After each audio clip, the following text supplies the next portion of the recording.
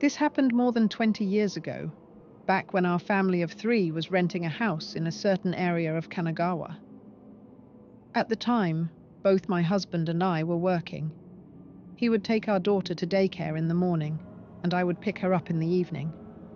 That day, as usual, I finished work around 5 p.m., went to pick up my daughter, did some shopping at the nearby supermarket, and then returned home. I unlocked the door like always, entered the house, told my daughter to wash her hands and gargle, and headed to the kitchen to put away the groceries. That's when I saw an unknown man hanging by the neck, dead. In our own dining room, a stranger was dangling lifelessly from the ceiling. Time seemed to freeze. I was completely paralyzed. Unlike in movies or dramas, I didn't scream or panic. I just stood there, silently staring at the man's limp, lifeless body. The scene in front of me was so surreal I couldn't comprehend it. I couldn't grasp the situation at all. My mind filled with question marks, and both my thoughts and movements froze completely. Below the hanging body, there was a pool of bodily fluids, and the entire room reeked like a public restroom with an unbearable stench. Then I noticed a note on the table. It simply said, "Sorry to intrude." Next to it were a few tools like the kind used for DIY projects. Apparently the man had used them to install a hook in the dining room ceiling to hang himself. There were also 3 stakes driven into the floor to secure the rope, 2 large ones and 1 small one. Those 3 stakes strangely reminded me of our family, and I couldn't help but mutter, "No way." Finally regaining control of my body, I dropped everything I was carrying and, fighting off the rising nausea, rushed to the bathroom. I grabbed my daughter mid-gargle and immediately fled the house. I explained the situation to our next-door neighbor, who let us in. I borrowed their phone to call the police and then contacted my husband at his workplace. Within 10 minutes, several police cars arrived. Later, my husband, who had rushed home after my call, and I were both questioned by the police, but neither of us had any clue who the man was. They identified him quickly from his driver's license. According to the police, he was a dental hygienist in his 20s from Niigata Prefecture, who had been missing for a few days, and his family had already filed a missing person report. They told us they had no idea how he had entered our house or why he had chosen to end his life there. But I did have a vague idea. I had never met the man, and I had no clue why he chose to die. Yet I had a strong hunch about why he had picked our home. It goes back to something that happened a few weeks before the incident. One night, my husband looked at our landline phone bill and said, "Hey, this month's phone bill is way too high. Could you try not to talk so long on the phone?" I had no idea what he was talking about. I hardly ever used the house phone. I always used my own mobile, PHS. So I replied, "I haven't made any long calls. How much is it?" 60,000 yen. Our phone bill was usually around 3,000 yen, so 60,000 yen was outrageous. I thought maybe our 5-year-old daughter had made prank calls when we weren't paying attention. I asked her about it, but she insisted, "I didn't do anything," and the matter was left unresolved. Then, a few days later, I had a late shift and was home alone until the early afternoon. Around 10 a.m., I was reading in the bedroom when the landline rang. I went to the living room and picked up. The caller sounded like an elderly woman. The first thing she said was, "Well, I've decided to go through with it. I'm going to die." I thought I misheard and asked, "Excuse me, what did you say?" I said I've decided to die. Thinking it was some kind of prank or a wrong number, I asked, "Sorry, but do you have the right number?"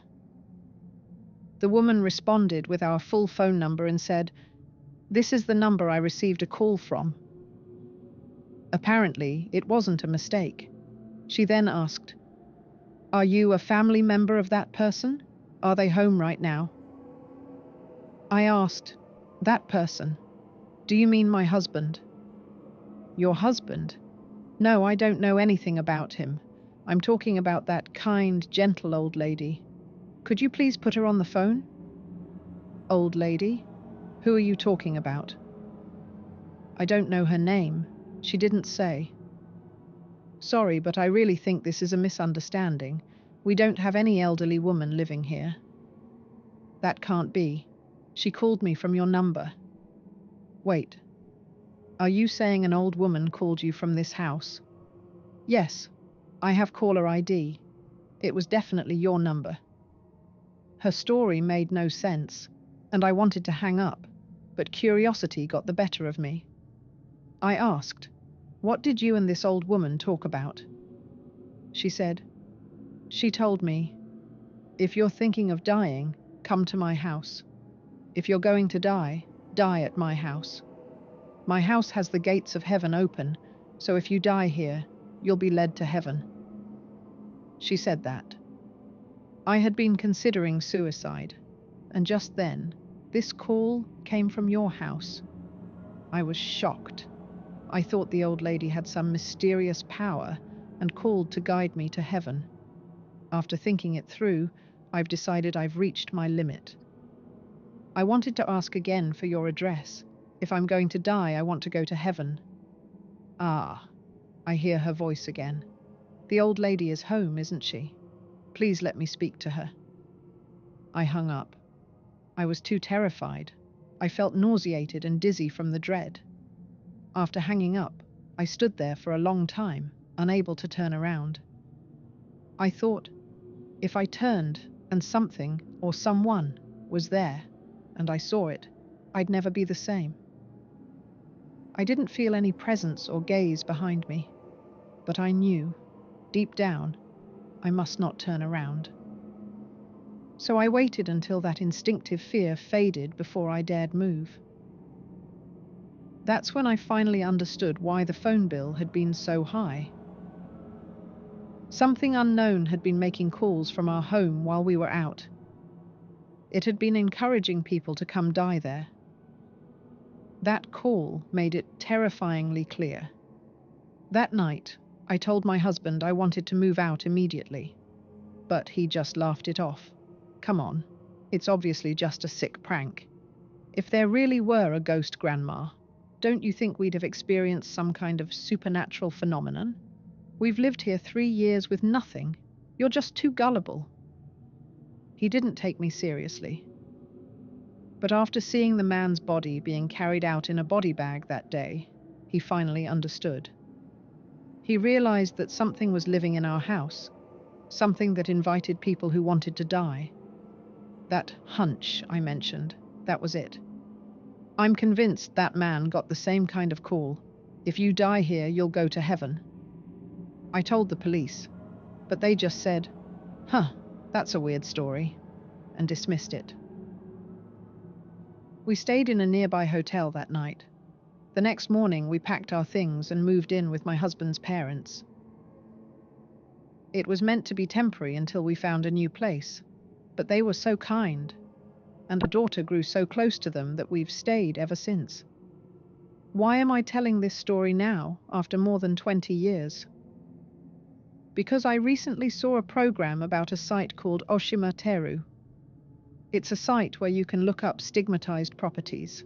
Watching it made me remember that house, and I looked it up out of curiosity. Here's what I found next to the fire icon marking our former home. 2000s, man in 20s, hanging. 2002, man in 50s, hanging. 2004, married couple in 40s, charcoal in bath. 2006, woman in 30s, self-immolation in yard. 2009, man in 30s, hanging. 2013, woman in 50s, hanging. 2019, man in 30s and woman in 20s, poisoning. 2023, man in 60s, hanging. 2025, woman in 30s, hanging. 11 suicides total. None knew the residents. A normal house turned into a suicide landmark. I couldn't stop shaking after reading that. That thing still lives there, still luring broken souls to their end. I wanted someone to know. I needed to share this horror. Thank you for reading this long and messy story. It's all true.